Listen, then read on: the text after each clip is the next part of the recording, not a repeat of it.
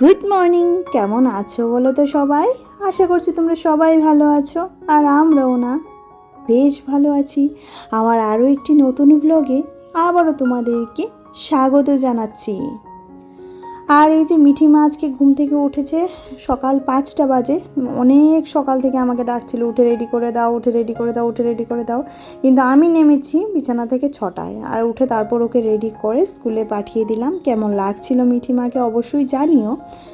আর এদিকে যেহেতু আজকে প্রচুর গরম পড়েছে, তাই ছাদে যাইনি। ছাদে গিয়ে ফুল তোলা তোমাদের সাথে আজকে আর শেয়ার করিনি, কারণ এতটা রোদ ছিল ছাদে, সেটা শেয়ার করার মতো ইচ্ছে ছিল না, জানো তো। খুব তাড়াহুড়ো করে একটা ছাতা নিয়ে ছাদ থেকে ফুল তুলে চলে এলাম। তারপর গোপোষণার সেবা করে নিজেদের চা খাওয়া হয়ে গেছে। আমি একটুখানি চায়ের সাথে মুড়িও খেয়ে নিলাম। একটুখানি কিছু না খেলে না সকালে আর পারা যায় না, এতটা খিদে পায় কি বলবো। আর এদিকে দেখো এবার বিছানাটা ঝাড়াঝাড়ি করে নিচ্ছি। প্রত্যেক দিনের যে কাজগুলি থাকে সেগুলি করছি বলতে গেলে। আর মিঠির স্কুলে আজকে একটা প্রোগ্রাম ছিল, যার জন্য ওকে সাজিয়ে দিতে হয়েছে, রেডি করে দিতে হয়েছে। আর ও স্কুলে যাওয়ার পর ঘরটার এতটা অগোছালো অবস্থা হয়েছিল, সেটাকে গুছিয়ে নিয়ে তারপর এবার ঝাড়াঝাড়িটা করছি। আর এদিকে সমস্ত কিছু সোফাটা গুছিয়ে নিলাম। এবার টেবিলটাকেও একটু ঝাড় দিয়ে দিলাম, মানে টেবিলের মধ্যে যদি কোনো ধুলাবালি থাকে তাহলে সেটাও চলে যাবে। আর আমার এই ঘরটার তো একদম তোমার কি বলবো, মানে এতটা ধুলাবালি হয় কি বলবো, রাস্তার সাথে তো। আর যা বাইক গাড়ি যাই যায় সব ধুলাবালি মনে হয় আমার ঘরে এসেই ঢোকে, জানো তো। আর এইদিকে এ ঘরে বিছানাটাকেও ঝাড় দিয়ে নিচ্ছি। কেউ ঘুমায় না যদিও বা, তারপরেও এটা প্রত্যেক দিন পরিষ্কার করতে হয়, যেহেতু মিঠি মা এই বিছানাতেই সারাক্ষণ থাকে, টিভি দেখে, পড়াশোনা করে, খাওয়ার দাওয়ার, মানে ও না একটা বিস্কিট পেলেও বিছানাতে নিয়ে উঠে পড়ে। এই অভ্যাসটা ওরা আর কিছুতেই চেঞ্জ করাতে পারছি না।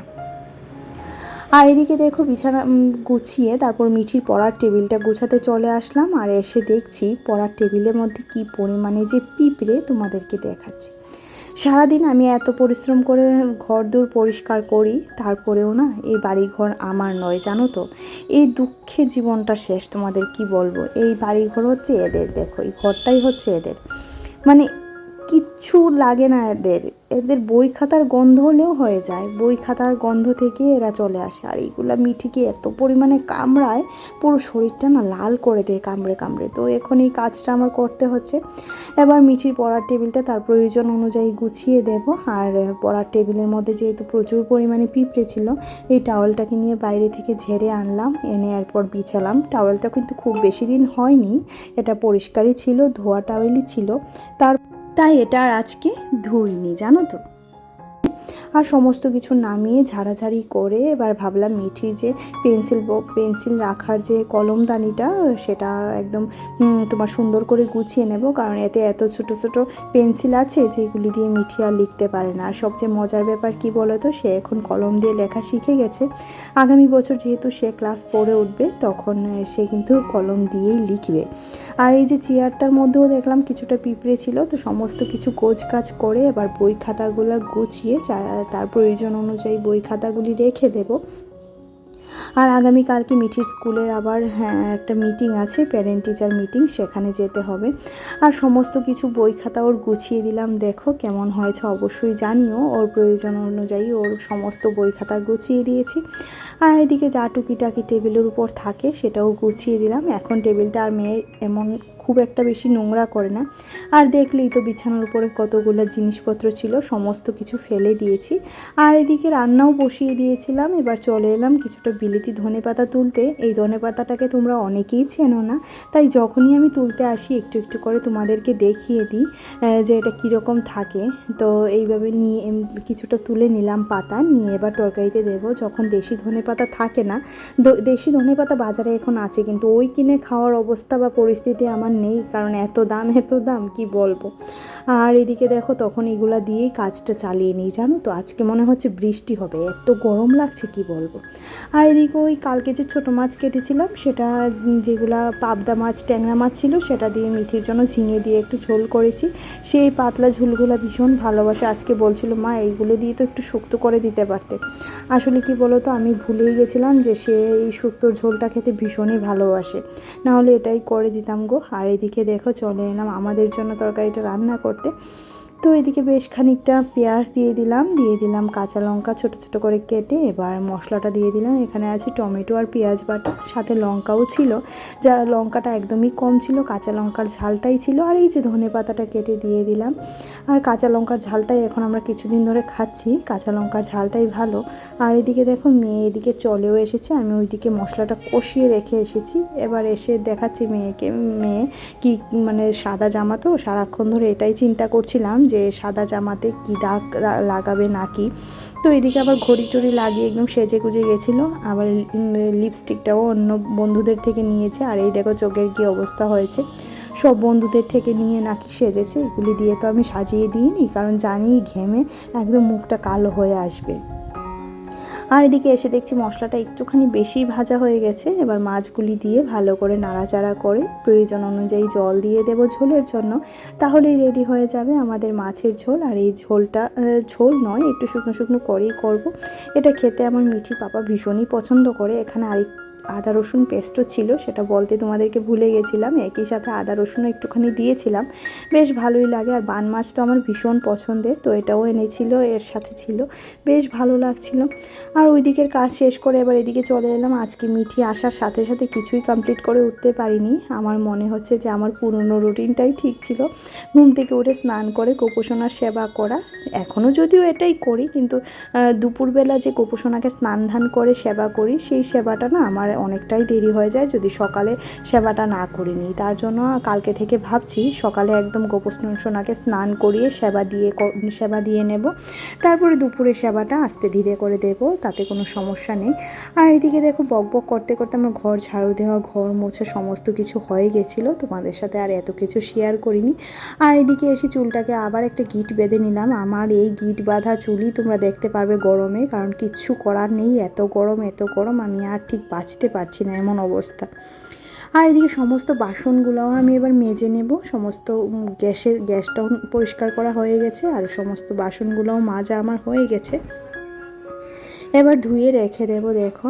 আর এইভাবে করে কাজগুলো কমপ্লিট করে নিই, একটু যেদিকে যখন পারি সেদিকে তখন গিয়ে ঠোকর মারি, জানো তো। এই হচ্ছে আমাদের ঘরের বউদের অবস্থা, আর বিশেষ করে মায়েদের অবস্থা। তো সমস্ত বাসনপত্র ধোয়ার পর এবার ঘরখানাও ভালো করে মুছে নেব। সকালে আমার এই ঘরটা মোছা হয়নি, তো ঘরখানা ভালো করে মুছে নেব। আর বাইরে উঠেছে প্রচুর পরিমাণে রোদ, কিছুটা জামা কাপড় বাইরে দিয়েছিলাম, সেগুলো আনতে হবে। তার মাঝখানে মিঠির জন্য একটুখানি মিষ্টির জল নিয়েছি। আর মিষ্টিটাকে আমি দোকান থেকে এনে একদম ভালো করে গুঁড়ো করে রেখে দিই মিঠির জন্য। আর মিষ্টির জলটা খেলে শরীরটা বেশ ঠান্ডা থাকে। আর এদিকে দেখো রান্নাঘরটা ভালো করে মুছে নিচ্ছি। এটা খুব তাড়াহুড়ো করে মুছি না, একদম আস্তে আস্তে করে মুছি। আর রান্নাঘরটা মুছতে মুছতে বেশ খানিকটা দেরি হয়ে গেছে আমার। এবার ঝপাং করে গিয়ে স্নান করে আগে গোপোষণা দুপুরবেলা সেবাটা দিতে হবে, বলতে গেলে ওই যে বড় সেবাটাই দিতে হবে, যেটা আমি সকালবেলা দিয়ে নিই, সেটাই ভালো গো। আর কালকে থেকে এই রুটিনেই আবার ফিরে আসবো। তো দেখো আমার গোপোষণার সেবা কমপ্লিট হয়ে গেছে। এবার লাঞ্চ করতে যাব সবাই মিলে। মিঠি তো আগেই খেয়ে ঘুমিয়ে পড়েছে, এবার আমি আর মিঠির পাপা খাবো। তো চিংড়ি মাছের মাথার ভর্তা ছিল, যেটা মিঠির পাপা ভীষণ ভালোবাসে, তবে আজকে একটু ঝাল হয়ে গেছিলো। আর মিঠির তরকারিটা একটুখানি ছিল, আর এই তরকারিটা ছিল। আর একটুখানি পেঁয়াজ কেটেছিলাম, লঙ্কা কেটেছিলাম। তো খাওয়া দাওয়া করে এসে একটুখানি শুয়েছিলাম, আর ঝমিয়ে বৃষ্টি পড়ছে। তো এদিকে দেখো কাপড় চোপড়গুলো নিতে চলে আসলাম, এডিটিং করছিলাম বসে বসে। কখন যে বৃষ্টি চলে এসেছে সেটা একদম আমার মাথায় নেই, জানো তো।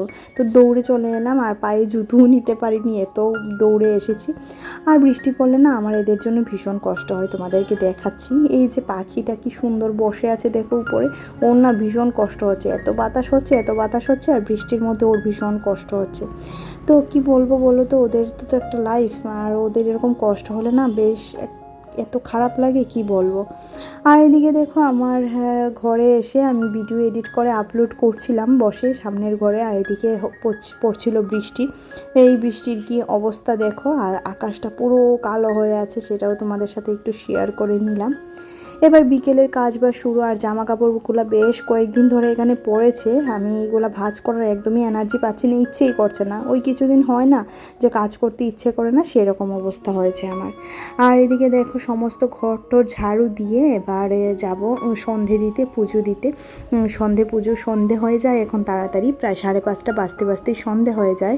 তো বেশ ভালোই হয়েছে, তাড়াতাড়ি সন্ধে হলে তাড়াতাড়ি সন্ধে পুজোটাও শেষ হয়ে যায়। আর সন্ধে তাড়াতাড়ি হলে কি মনে হয় বলো তো, এই মনে হয় শীত আসছে শীত আসছে। আমার শীতের দিনটা ভীষণই ভালো লাগে।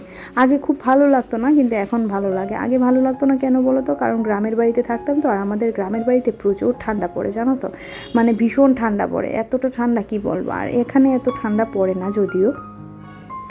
তো দেখতে দেখতে আমার বারান্দাটাও ঝাড়ু দেওয়া হয়ে গেছে, এবার সমস্ত ফুল নামিয়ে নেব। আর আমি সন্ধে দেওয়ার আগে, পুজো দেওয়ার আগে আগে গোপু সোনার চরণ থেকে সমস্ত ফুল, সমস্ত ঠাকুরের চরণ থেকে ফুলটা সরিয়ে নিই, কারণ এতক্ষণ তো ফুলের মাঝখানেই ছিল, আর হয়তো বা ভালো লাগছিল না, একটু ফ্রেশ করে তারপর সন্ধে দেব, পুজো দেব। আর এই বৃষ্টি বৃষ্টি ওয়েদারে মিঠির ইচ্ছে করছিল একটুখানি ম্যাগি খাবে, তো সমস্ত ঘরের দেখো ধূপ ধুনো দেখিয়ে দিচ্ছি। তারপর মিঠির জন্য ম্যাগি করব। আজকে আর তেমন কিছুই করব না, আর আজকে ভিডিওটা হয়তো বা এখানেই রাখবো, কারণ খুব বেশি বড় ভিডিও হয়ে গেলে আমার এডিট করতেও কষ্ট হয়, আর আশা করছি তোমাদের দেখতেও ভালো লাগে না। আর এদিকে দেখো গোপোষণার শয়নটাও দিয়ে দিলাম, আর এই মুহূর্তে কারেন্টও চলে যাবে, খুব বেশিক্ষণ আর বাকি নেই। তো আজকের ভিডিওতে আর কারোর নাম সেরকম নিতে পারিনি, তো সবাই আমার পাশে থেকো। আর এদিকে দেখো খুব জোর ঝড় উঠেছে জানো তো, ঝড় বৃষ্টি, তার মধ্যে কারেন্ট নেই, পুরো অন্ধকার হয়ে আছে। আর মেয়ের জন্য নিয়ে নিলাম ম্যাগি। তো চলো আজকের মতো ভিডিওটি এখানেই রাখছি। ভিডিওতে ভালো লাগলে প্লিজ একটা লাইক করে দিও, আর সবাই ভালো থেকো, সুস্থ থেকো, আর আমার ভিডিওর পাশে থেকো। তো চলো টাটা, বাই বাই।